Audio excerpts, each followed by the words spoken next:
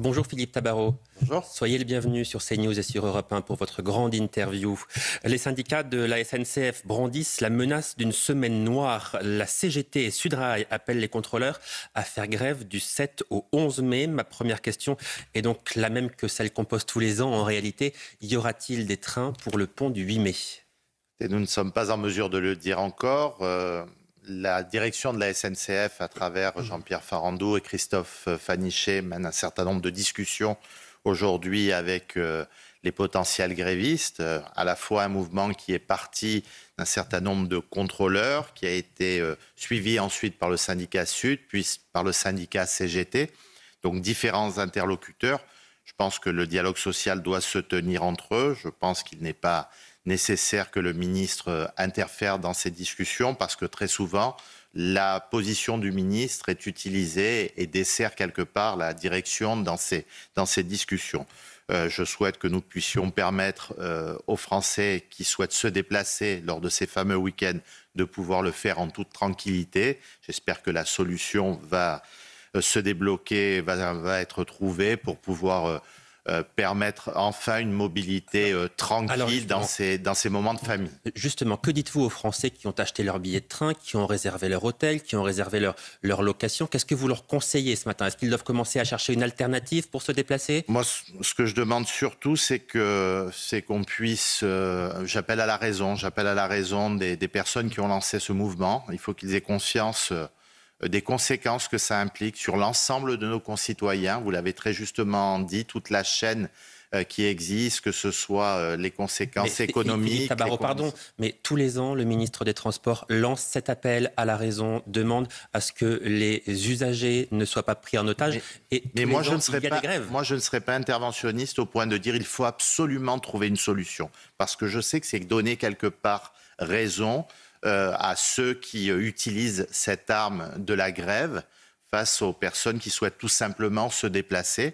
Donc si la direction de la SNCF peut trouver un accord, je le souhaite, mais je ne le pousserai pas parce qu'il y a certaines revendications qui peuvent paraître excessives. Certes, et c'est une corporation au sein de la SNCF. Ce sont aujourd'hui principalement les contrôleurs qui ont fait partir ce mouvement, qui sont rattrapés par un syndicat qui est le syndicat Sud, puis par la CGT. Ce ne sont pas les personnes les plus maltraitées dans l'entreprise, loin s'en faut, qui ont eu 17 à 18% d'augmentation ces 3 dernières années. Donc, qui aujourd'hui, pour des raisons très internes, mettent en place ce mouvement de grève parce que des plannings auraient changé régulièrement. Ce ne sont pas des raisons qui me paraissent suffisantes pour pouvoir créer cette situation de chaos en France pour des week-ends familiaux si importants. Alors parlons de ces revendications, puisque les syndicats réclament notamment une revalorisation de la prime de travail des contrôleurs. Vous l'avez dit, ils ont eu entre 17 et 18% d'augmentation sur les dernières années. L'année dernière, ils ont eu une prime Jeux Olympiques, en gros 1 000 € par contrôleur. Vous dites les revendications aujourd'hui peuvent paraître excessives. Est-ce que ça signifie que vous trouvez qu'elles ne sont pas légitimes, les revendications des potentiels grévistes?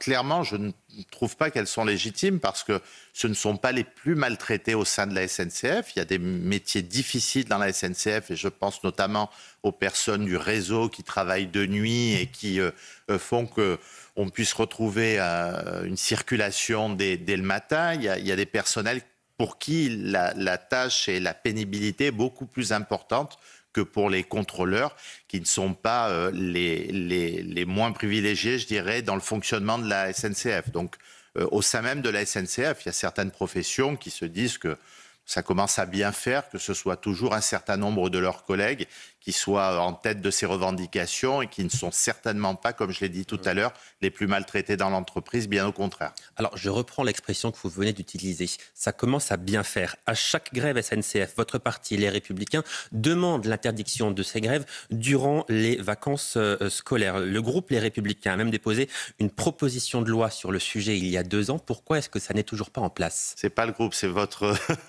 interlocuteur d'aujourd'hui. J'ai déposé... Au nom du groupe. Oui, au nom du du groupe au Sénat et elle a été votée. Elle a été votée. Donc après, la proposition de loi n'a pas cheminé vers l'Assemblée pour les raisons politiques que vous imaginez, mais c'était une proposition de loi avec le sénateur Marseille, avec le sénateur Retailleau à l'époque. Il nous paraissait important de dire quand il y a un détournement du droit de grève, quand il y a des grèves à répétition qui ne sont pas justifiées ou qu'on utilise le droit de grève qui est un droit constitutionnel, mais à travers des préavis dormants, des grèves perlées de 59 minutes, des utilisations qui ne devraient pas avoir cours du droit de grève, pour toutes ces raisons, et en sanctuarisant certaines périodes de l'année, il nous paraît que ça peut résoudre une partie du problème. Alors, aujourd'hui, j'espère que le dialogue social et que la responsabilité des uns et des autres pourra permettre d'éviter cette grève. Mais si ce n'est pas le cas, et si ce n'est pas le cas dans les mois et dans les années futures, je ne vois pas comment on ne passerait pas autour de cette proposition de loi qui a été votée au Sénat, qui existe et qui, je l'espère, sera reprise par un certain nombre de parlementaires si on en a vraiment besoin et si le retour, je dirais, à la raison n'est plus de mise. Vous fixez quelle échéance pour remettre cette proposition de loi à l'agenda ?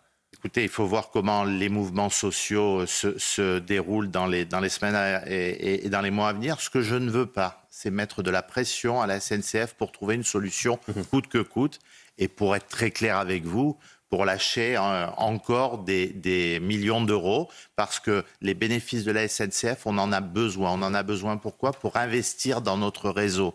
Notre réseau est un réseau vieillissant, on en parlera peut-être dans un instant, mais nous avons besoin des bénéfices de la SNCF, non pas pour rétribuer des actionnaires, puisque je rappelle que c'est l'État le seul actionnaire de la SNCF, mais à travers un fonds de concours. Ce que gagne la SNCF, il l'investit dans notre réseau, qui est le réseau le plus vieux, je dirais, d'Europe, avec une durée d'âge 2 fois plus importante que nos partenaires européens. Parlons du budget, Philippe Tabarot. Vous allez être confronté évidemment à cette question budgétaire. Comme tout le monde, le gouvernement cherche 40 à 50 milliards d'euros d'économies pour l'année prochaine.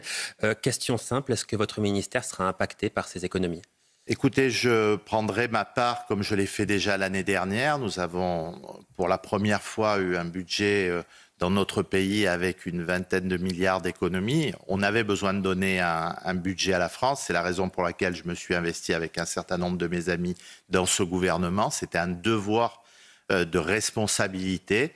Pour autant, je souhaite que les efforts soient menés non pas, je dirais, sur l'investissement qui est indispensable pour notre pays. Je parlais des infrastructures ferroviaires, on pourrait parler des routes nationales qui sont dans un mauvais état. Vous dites précisément, Philippe Tabarot, il faut 3,5 milliards d'euros par an pour le ferroviaire et pour le route. Dans le même temps, il y a ce contexte budgétaire, on les trouve où ces 3,5 milliards ? C'est la raison pour laquelle nous allons organiser au mois de mai prochain une conférence sur le financement des transports en général avec tous les acteurs. Ce sera à Marseille à partir du 5 mai. Ce sera à Marseille à partir du 5 mai sur 10 semaines. Avec tous les acteurs du transport, les acteurs de l'État, les associations d'élus, pour trouver différentes solutions et notamment mettre à plat tous ces sujets de mobilité et leur financement. Et arrive, comme vous le savez dans notre pays, la fin des concessions autoroutières. Des concessions qui ont duré pendant plus de 70 ans pour un certain nombre d'entre elles, qui étaient prolongées au gré des projets et qui aujourd'hui vont être totalement remises à plat. Il faut que l'État retrouve sa place centrale.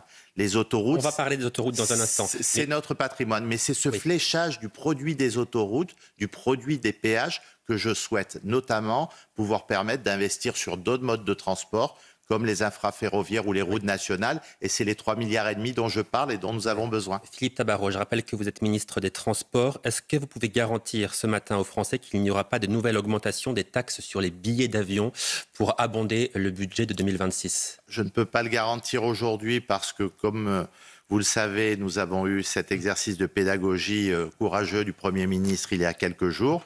Maintenant, mes collègues... que ce soit le collègue Lombard... Mais il est possible qu'il y ait une nouvelle augmentation des taxes sur l'aérien. Il n'y a pas de sujet tabou et tout est ouvert. Moi, je vous le dis clairement, à titre personnel, je ne souhaite pas que cette taxe puisse être reconduite dans les mêmes conditions que l'année dernière, puisque je suis en train de faire analyser les conséquences de cette taxe sur le secteur aérien. et je ne souhaite pas que cela ait des conséquences à la fois sur certains aéroports, à la fois sur certaines compagnies qui risquent de ne pas rester en France, et puis également au niveau touristique, on s'aperçoit depuis quelques jours que cette taxe a pu faire que des personnes qui souhaitaient venir en France ont choisi d'autres destinations dites concurrentes comme le Portugal, l'Italie ou l'Espagne par exemple. Vous avez déjà des informations concrètes sur l'impact de ces taxes, notamment celle qui a été mise en place cette année 2025, qui est une taxe importante, hein. Je les attends dans les jours qui viennent. À la fois le produit qui était espéré, qui était d'1 milliard, je pense, n'est pas au rendez-vous.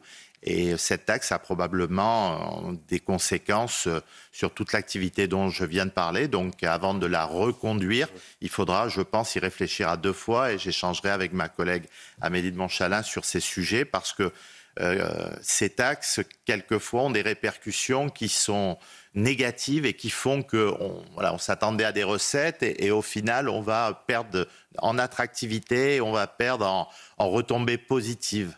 Alors, vous avez évoqué les autoroutes il y a quelques instants, la fin des concessions qui approche à grands pas. Chaque année, les automobilistes paient 13 milliards d'euros pour les péages. D'abord, que vous inspire ce chiffre et faut-il s'attendre à payer plus cher dans les années qui viennent ? Ce n'est pas l'objectif. L'objectif, c'est de payer le juste prix. L'objectif, c'est que l'État revienne au cœur de son patrimoine national, de ces discussions, à la fois pour les fins de concession et pour les concessions à venir.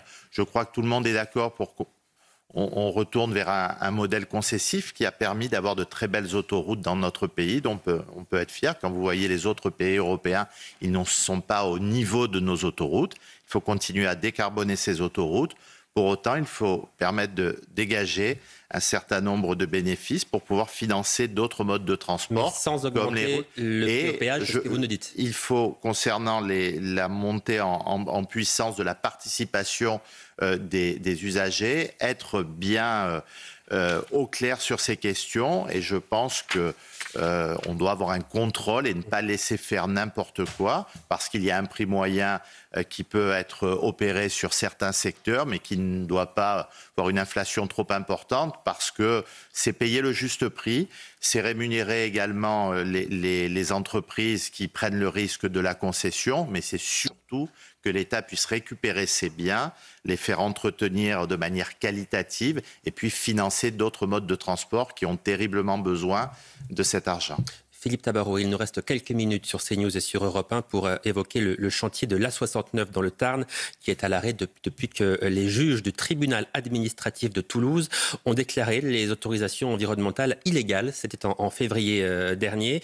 Et ça vous met hors de vous. Pourquoi ? Parce que c'est le symbole de la France qui est bloquée, cette France qui n'avance pas. C'est un symbole, vous l'avez dit, c'est un symbole quand les 2/3 d'un chantier sont réalisés et que on appelle à arrêter le chantier. C'est un gâchis monumental. Je me suis rendu sur place, j'ai discuté avec les différents acteurs et je dirais que cette question dépasse le Tarn, qui est important de désenclaver le Tarn, mais c'est aussi quelque chose qui risque de servir de jurisprudence sur l'ensemble du territoire national. On parlait des questions de financement qui peuvent être un blocage, mais il y aura ces questions juridiques si la jurisprudence qui s'est peut-être créée à travers la décision du tribunal administratif de Toulouse.